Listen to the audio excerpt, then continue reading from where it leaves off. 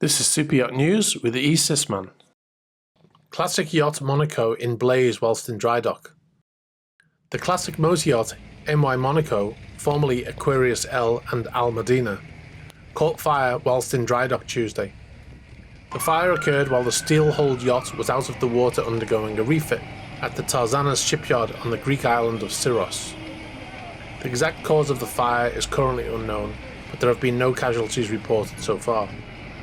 You can see from the images that the fire spread completely throughout the vessel. The bow section has burned from the inside and paint has burned completely off in sections. First responders managed to extinguish the blaze after a few hours, but the damage looks to be a total loss as the vessel sustained structural damage according to eyewitnesses. A formal investigation will follow. Motor Yacht Monaco was a classic motor yacht built by CRN and Kona in 1976.